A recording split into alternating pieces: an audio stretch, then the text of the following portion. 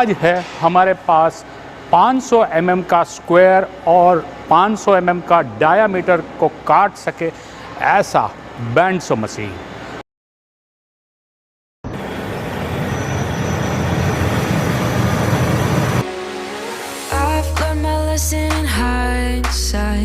Why did I take my hand off the wheel? I'm like a deer in the headlights. Just can't believe what you think and feel. 'Cause I've been going backwards, drifting off with your words. Can't find a way to deal with this now. Don't you see you implied forever? तो इस बैंडसो machine की maximum capabilities को भी हम check करेंगे, इसके operating functions और इसका क्या स्पेसिफिकेशन है और इसके क्या क्या अच्छे फीचर्स हैं उनके बारे में भी हम बात करेंगे। तो इस मशीन में ब्लेड की साइज़ करीबन 5800 mm की है, मतलब आप 6 मीटर का राउंड ब्लेड गिन सकते हैं। और इन दोनों जो पुल्लियाँ है, ये दोनों पुल्लियों की साइज़ करीबन 650 mm की हो सकती है। तो दो पुलियों के साथ ये बैंडसो मशीन की ब्लेड चलती है। इसे सपोर्ट देने के लिए यहाँ पर 2 बेरिंग आगे, 2 पीछे और एक ऊपर इस तरह से बेरिंग लगाए हुए हैं।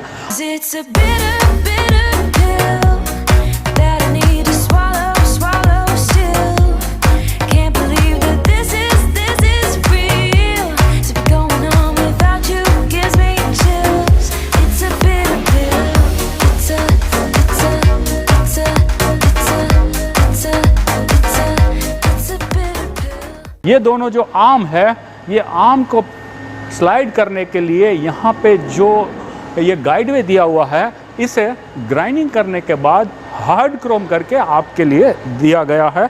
इससे फ़ायदा ये होगा कि सालों साल तक इसका एक्यूरेसी भी यही रहेगा और यहाँ क्रोम लगाए जाने की वजह से आपको रस्ट फ्री, यहाँ रस्ट नहीं लगेगा।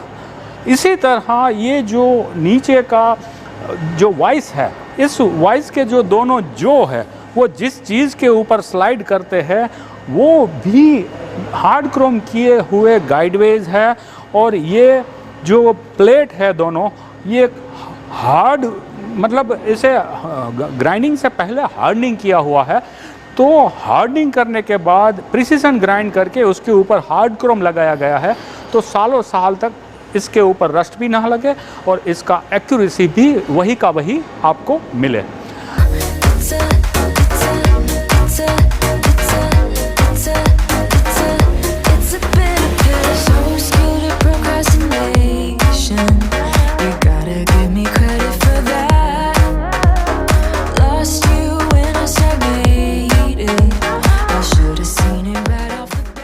इस मशीन का ऑपरेटिंग कंट्रोल बहुत सिंपल है। मशीन को इमरजेंसी में बंद करने के लिए ये इमरजेंसी स्टॉप दिया गया है, इससे ये पूरा कंट्रोल पैनल बंद हो जाता है।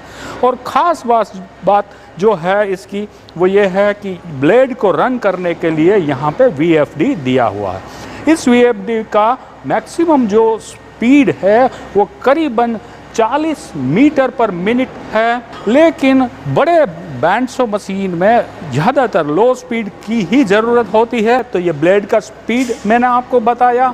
इस पूरे बैंडसो का ये जो ऊपरी ब्लेड वाला पोर्शन है उसे अप और डाउन करने के लिए यहाँ पर ये 2 बटन दिए हुए हैं और ऑफ जो ब्लेड चल रही है उसे ऑफ करने के लिए ऑन और ऑफ के बटन दिए हुए हैं। ये डी क्लैंप और क्लैंप जो है वो इस वाइस को जॉब को क्लेम करना है या डी क्लेम करना है, इसके लिए ये 2 बटन है। और सबसे आखिर में यहाँ पे लाइट के लिए जो बटन दिया हुआ है, ये बटन यहाँ पर जॉब के ऊपर लाइट के लिए है। तो ये मैंने आपको सिंपली पैनल बोर्ड के बारे में बताया।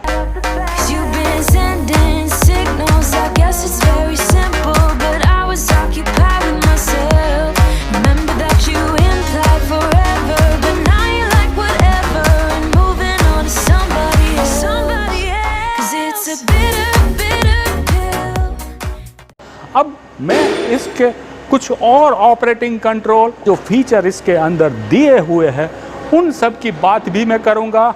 मैं इसका जो स्ट्रक्चर है ये स्ट्रक्चर कैसे हमने बनाया है और इसको हम लॉन्ग लाइफ तक इस स्ट्रक्चर के साथ कैसे इसके ऊपर काम कर पाएंगे और इसे लंबा लाइफ स्पान मिलेगा, उसकी बात भी मैं करूँगा। तो स्ट्रक्चर को भी मैं आपको समझाने वाला हूँ। जुड़े रहिए इस वीडियो में अंत तक। You don't forget your first love. We were young and wild, we were up all night. You don't forget that summer sun 2009. We were feeling high, and I got drunk for the first time. I thought I was cool. I thought I looked smooth in your eyes and tried to make a move. It was summertime, the time of our lives. You were on my mind, my right. 6 inch का है या 150 mm का है, इतना heavy duty square frame इस बैंडसो machine के guide veg को पकड़ रहा है। और ये 500 mm का बड़ा बैंडसो मशीन के ऊपर लगाए हुए 2 LM गाइडवेज, ये LM गाइडवेज हाईविन कंपनी के हैं और इसे बहुत प्रिसीशन अलाइनमेंट करके आपको दिया हुआ है, जिसकी वजह से इसकी ब्लेड के ऊपर एक्सेसिव लोड नहीं आता और लॉन्ग लाइफ तक ये स्मूथ ऑपरेशन देते हैं। दोस्तों, सबसे पहले हमें देखना चाहिए कि इस मोटर का जो पावर कंजप्शन है वो कितना है। तो ये 3 HP की मोटर है और मैक्सिमम एम्पियर ये 5 तक लेती है। वो इस गियर बॉक्स के जरिए दोनों पुलियों को ड्राइव देती है। तो इस गियर बॉक्स को आप यहाँ से देख सकते हैं। और ये मोटर, ये वाला जो गियर बॉक्स है, इसकी लाइफ करीबन 15 साल की है। इसमें आपको ऑयल बदली करने के अलावा और कोई भी मेंटेनेंस ना आए, ये बंका सुनिश्चित करता है। और नीचे एक कूलेंट का पंप भी लगा हुआ है। तो कूलेंट भी हमने ऐसा लगाया है कि जो सालों साल तक आपको मेंटेनेंस ना दे। तो और एक बात, ऑपरेटर एक्सीडेंट ना कर दे इसलिए लगाई हुई 2 लिमिट स्विच है। ये वाली जो लिमिट स्विच है जो नीचे है, वो ये जब ब्लेड नीचे आती है तो ब्लेड कभी वाइस के साथ टकरा ना जाए, इस वजह से यहाँ लास्ट वाली जगह पर ये लिमिट स्विच लगाई गई है। तो ये बोर्ड जो है वो यहाँ से आकर के यहाँ लग जाएगा, तो ये मोटर को और मशीन को बंद कर देगा। ऐसे ही यहाँ ऊपर की ओर एक लिमिट स्विच लगाई हुई है और ये भी तो हाईएस्ट पॉइंट तक ऊपर जाने के बाद मशीन को रोक देगा। अब हम बात करने वाले हैं इस मशीन के हाइड्रोलिक के कंट्रोल के बारे में। तो हाइड्रोलिक कंट्रोल को समझते हैं। 2 तरह के हाइड्रोलिक इसके अंदर है। तो एक जो हाइड्रोलिक जो सिलेंडर है वो यहाँ पर है, जो इस पूरे ब्लेड और दोनों पुलियों को ऊपर नीचे करने वाला एक सिलेंडर है। तो एक हाइड्रोलिक यहाँ पर है और दूसरा जो हाइड्रोलिक सिलेंडर है वो इस वाइस के ऊपर लगाया गया है। तो क्लैंप और डी क्लैंप ये वाइस करने के लिए भी ये सिलेंडर है।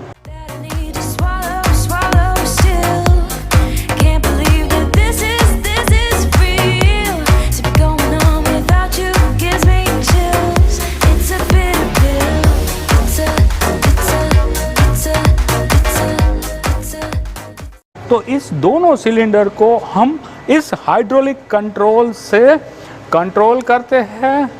और एक ख़ास बात ये भी है कि हम इस मशीन की ब्लेड को जब हम टाइट करते हैं या लूज़ करते हैं, तो जो हमें देखना है वो ये देखना है कि ये कितना टाइट हमने किया।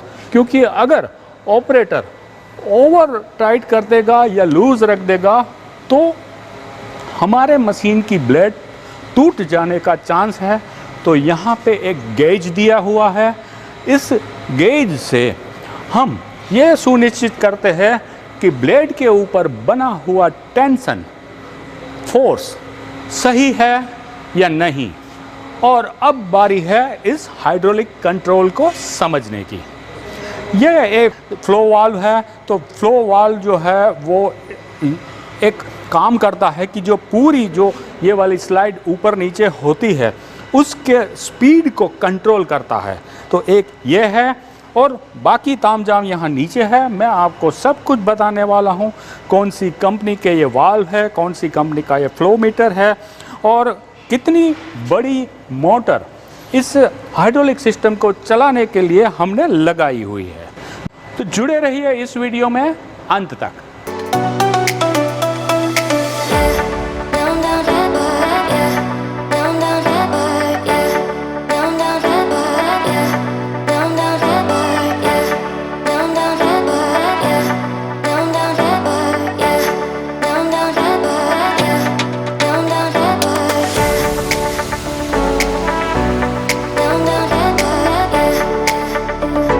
अब हाइड्रोलिक कंट्रोल को समझाने में सबसे पहले मैं आपको बताऊंगा कि ये मोटर जो है वो 1 हॉर्स पावर की है और इससे मैक्सिमम जो एम्पियर है इसका वो 2 एम्पियर तक ये ले लेती है।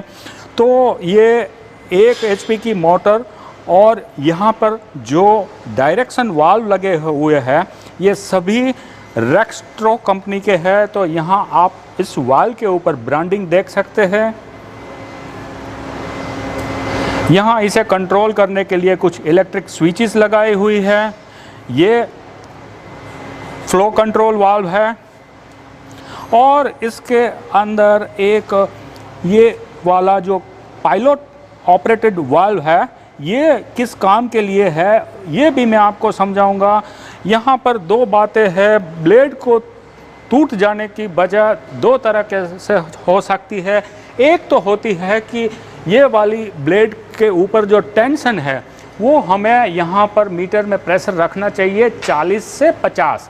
तो 40 से 50 के बीच में अगर प्रेशर है तो ये टूटने का चांस कम है। अब मैंने इसे रख दिया 45 पर। देखिए इसी तरह यहाँ पायलट ऑपरेटेड वाल्व को सेट तब करना पड़ता है जब जॉब के ऊपर ये ब्लेड काटती हुई जब प्रेशर देती है तो वो कितना प्रेशर दे जब ये ब्लेड मैक्सिमम लाइफ हमें दे। अब ये समझने की बात है कि जब सॉफ्ट मेटल होती है, जब एल्यूमिनियम जैसी सॉफ्ट मेटल होती है तो प्रेशर कम आता है, तो हमें इसे प्रेशर बढ़ाना पड़ता है ताकि जल्दी से वो काट दे। और उसी ऐसे ही कभी कभार जैसे हाई कार्बन वाले EN9 जैसे मटेरियल आ जाते हैं जिसमें हाई कार्बन होता है तो वो बहुत धीरे काट सकता है क्योंकि उसके ऊपर प्रेशर कम देना पड़ता है। तो वो जो प्रेशर है वो यहाँ से सेट करना होता है। यहाँ पे अगर 20 से 30 के बीच में प्रेशर रख के मैं अगर काम करता हूँ तो ब्लेड के ऊपर एक्सेसिव लोड ना आने की वजह से ये लॉन्ग लाइफ तक चलेगा।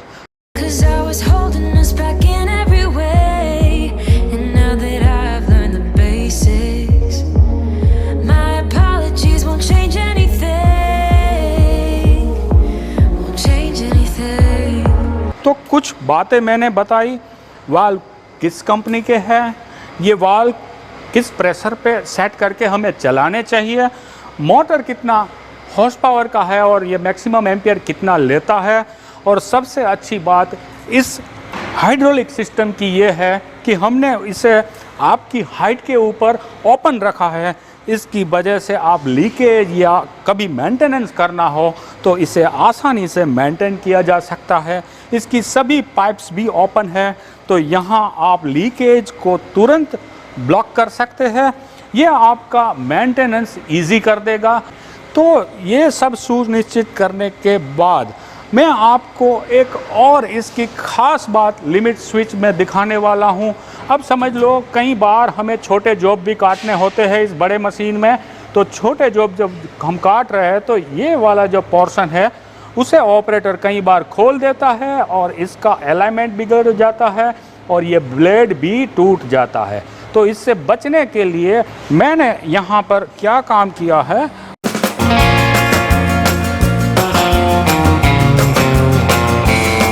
आपने देखा कि ये अपने आप रुक गया। ये जैसे ही आप डी क्लेम करते वक्त ये लिमिट स्विच से टकराता है तो ऑपरेटर एक्सीडेंट नहीं करेगा और आपकी ब्लेड और इसका अलाइनमेंट बिगाड़े बगैर कम मेंटेनेंस में आप इस मशीन को लॉन्ग लाइफ तक चला सकते हैं। Apologies won't change anything.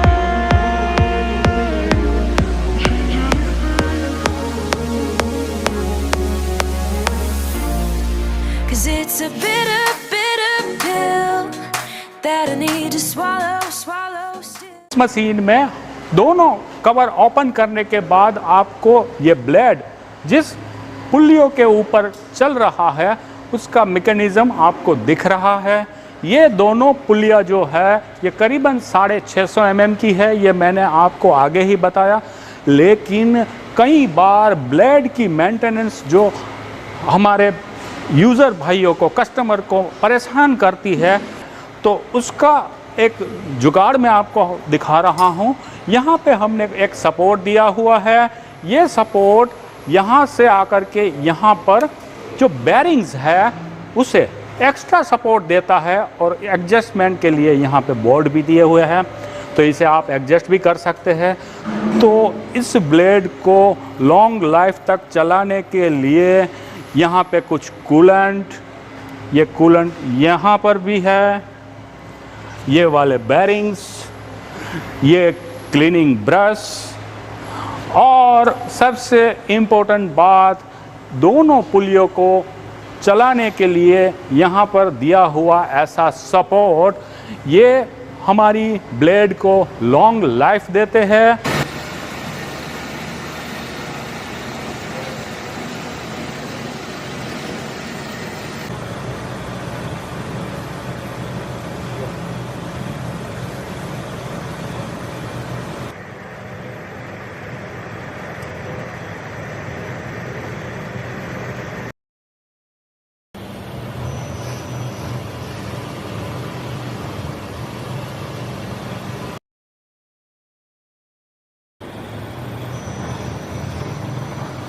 और ख़ास बात यह है कि हमने यहाँ पर जो VFD दी हुई है, ये VFD इस ब्लेड का स्पीड सेट करती है, इसलिए आपका जैसा भी जॉब है उसके मुताबिक आप RPM यहाँ तुरंत सेट कर लेंगे, तो ये ब्लेड लॉन्ग लाइफ तक चलने से आपका बहुत सारा पैसा पूरे लाइफ स्पैन में बचने वाला है।